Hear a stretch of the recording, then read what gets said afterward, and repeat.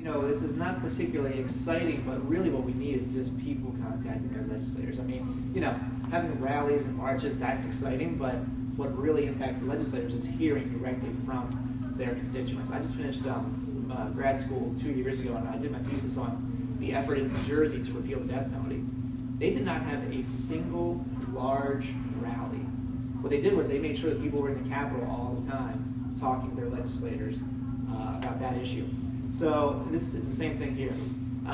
We just need that ongoing effort for people to be contacting their legislators. You know, build a relationship. You know, if you haven't met with your legislator, meet with them. And then, you know, a few months later, you see something in the newspaper related to the issue. Drop them a note saying, I thought you might be interested in this. Find any excuse you can to get back in touch with your rep and your senator. Particularly on an issue like this, it needs to be face-to-face. It needs to be persistent.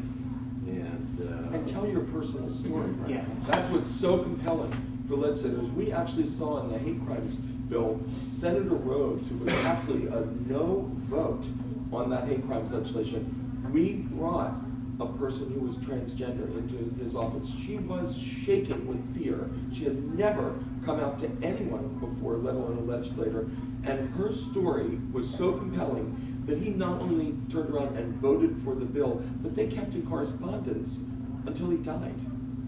And we saw that. That's what that one personal story did, was turn a vote from a no to a yes on the hate crimes bill. Your personal stories make a real difference. So send personal letters to your elected officials. They really matter, and they really read them. If you just get people to get active, that can be enough. Now, this isn't necessarily the case for this issue, but I was at a forum one time where our state rep said if he gets 10 calls on an issue, that's astounding.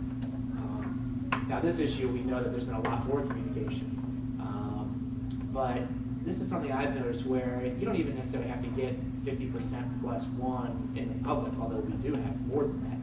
You just have to get people to get active. And if there's enough of a chorus on our side, that'd be a huge step for us. In terms of your advocacy efforts, there are two potential outcomes that you might be looking for. One would be, A, get somebody to be supportive, period.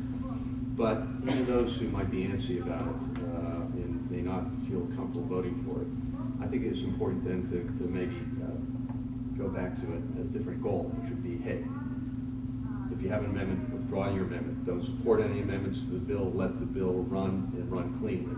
And do not go to your leadership to prevent a vote on it. One of the things that we'll have aside from the amendments are that many of my colleagues will say, you know, Dan, you're making this difficult. We just don't even run the bill. We don't want the bill to run. So they'll go to my leadership and say, please don't run this legislation.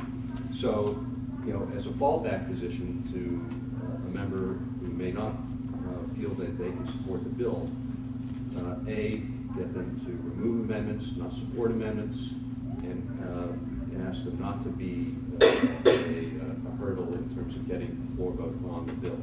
So those are, you know, that would be enormously helpful, and they should be thanked if they agree to do that as well, because I think those would be the significant small victories in terms of being able to get this done.